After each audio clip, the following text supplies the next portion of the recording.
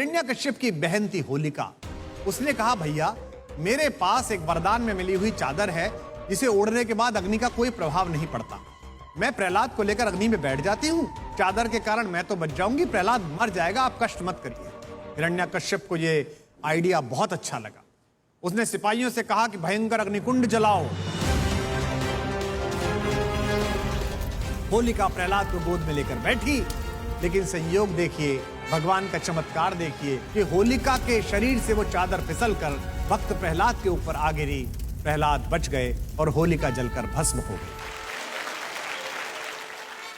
हरि अनंत हरि कथा अनंता। भारत की संस्कृति में और उसकी कथाओं में ऐसे सुंदर जीवन मूल्य छिपे हुए हैं जिनके होने से पूरी मनुष्यता का मार्ग सरल हो जाता है। आज की कहानी मनुष्यता के ऐसे ही परम पवित्र भावना पर आधारित है जिसे प्रेम कहा जाता है।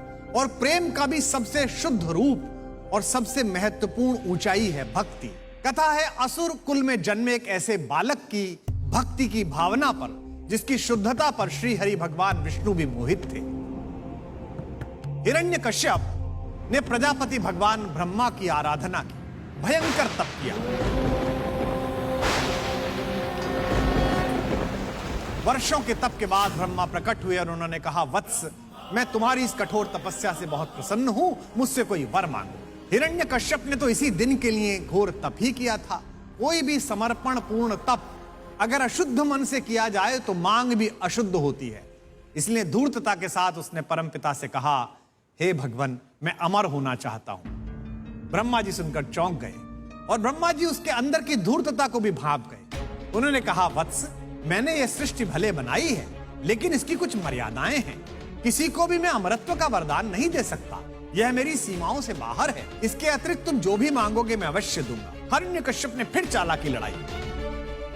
अब दुस्साहस देखिए कि उसकी चालाकी किसके सम्मुख है। उसने कहा, हे ईश्वर चलिए छोड़िए, अमरता छोड़िए, बस मुझे वरदान दीजिए कि ना मैं घर के बाहर मरूं ना घर के अंदर, ना रात में मरूं ना दिन में, ना मनुष्य मार सके ना पशु, ना अस्त्र से मरूं ना शस्त्र से, और ना मैं धरती पर मारा जाऊं ना आकाश में। यानी कि अमरता का सारा काम। उसकी ये चालाकी देखकर भगवान मन ही मन मुस्कुराए और उन्होंने कहा, तथास्तु। वरदान प्राप्त करने के बाद अहंकारी हिरण्यकश्यप ने सोचा कि अब तो उसे कोई मार नहीं सकता, और अपनी इसी दुर्बुद्धि के कारण वो पृथ्वी को अपने अत्याचारों से आतंकित करने लगा। हर ओर आतंक, हर ओर हिंसा। लेकिन नियति की योजना बड़ी निराली होती है। जिस हिरण्यकश्यप के आतंक से पूरी पृथ्वी उसकी पूजा करने लगी थी, उसी के परिवार में, उसी के घर में उसका पुत्र प्रहलाद, उसने अपने पिता की पूजा करने की अपेक्षा परब्रह्म भगवान विष्णु की पूजा करना प्रारंभ किया। उसने कहा, पिताजी मेरे लिए तो पूज्य केवल इस सृष्टि के पालन करता श्री हरि भगवान विष्णु हैं। मैं उन्हीं की भक्ति करता हूं, और आपको भी अपना जीवन ठीक करना हो तो उन्हीं की पूजा करिए, वे बड़े दयालु हैं। हिरण्यकश्यप भड़क गया। उसने सिपाहियों से कहा कि मेरे इस धूर्त पुत्र को बंदी बना लो और इसे इतनी यातना दो कि ये मेरे शत्रु विष्णु का गुणगान भूल जाए। भक्त प्रहलाद बंदी बना लिए गए, डराए गए, धमकाए गए, यातनाएं दी गई। लेकिन अगर आस्था प्रबल हो, ना धर्म डिगता है, ना मनुष्यता के प्रति आस्था डिगती है। सिपाहियों ने सोचा कि राजा का पुत्र है, कुछ ज्यादा यातना दी तो पता नहीं राजा हमारे प्राण ही ले ले।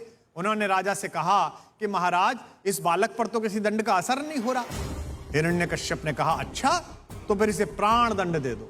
जिस प्राण के भरोसे भगवान विष्णु का नाम ले रहा है वह जीवन ही समाप्त कर दो।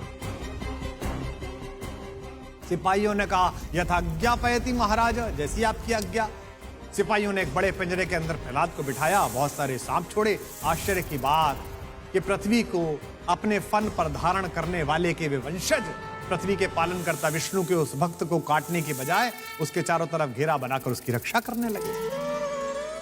इस बात की चर्चा गांव-गांव पहुंची, गली-गली पहुंची कि हिरण्यकश्यप हमारा राजा अपने पुत्र प्रहलाद को इसलिए मारना चाहता है क्योंकि वो श्री हरि विष्णु का भक्त है। तो हिरण्यकश्यप की बहन थी होलिका। उसने कहा, भैया मेरे पास एक वरदान में मिली हुई चादर है जिसे ओढ़ने के बाद अग्नि का कोई प्रभाव नहीं पड़ता। मैं प्रहलाद को लेकर अग्नि में बैठ जाती हूँ, चादर के कारण मैं तो बच जाऊंगी, प्रहलाद मर जाएगा, आप कष्ट मत करिए। हिरण्यकश्यप को यह आइडिया बहुत अच्छा लगा। उसने सिपाहियों से कहा कि भयंकर अग्निकुंड जलाओ।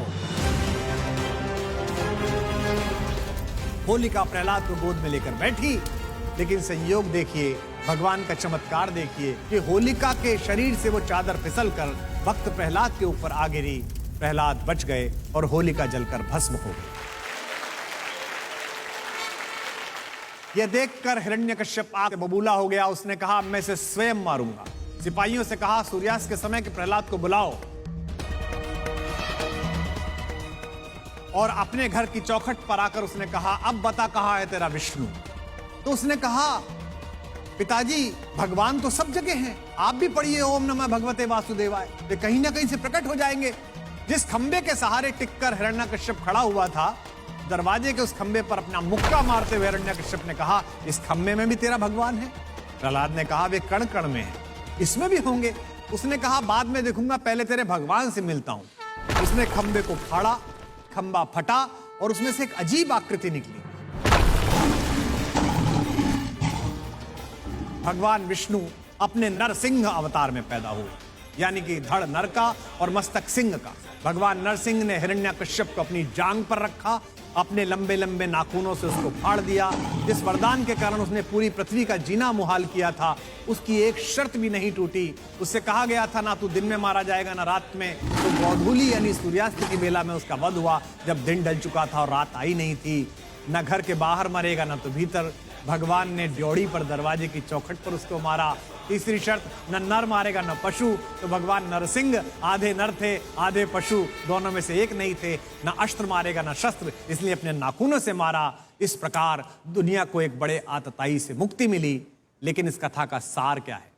इस कथा का सार यह है कि आप चाहे कितने भी दुष्ट हों, लेकिन कर्म क्षेत्र में तपस्या करेंगे तो अंततः आपको सफलता मिलेगी। आप किस पृष्ठभूमि से आते हैं, किस कुल से आते हैं, आपकी हैसियत क्या है, इससे कोई प्रभाव नहीं पड़ेगा। आपको उस तपस्या का फल मिलेगा जैसा हिरण्यकश्यप को मिला। लेकिन अगर आपने उस ईश्वरीय तपस्या के फल का गलत उपयोग किया, तो आप चाहे अपनी बुद्धि की कितनी भी धूर्तता का निवेश करो, अंततः आपकी वही गति होगी जो हिरण्यकश्यप की हुई।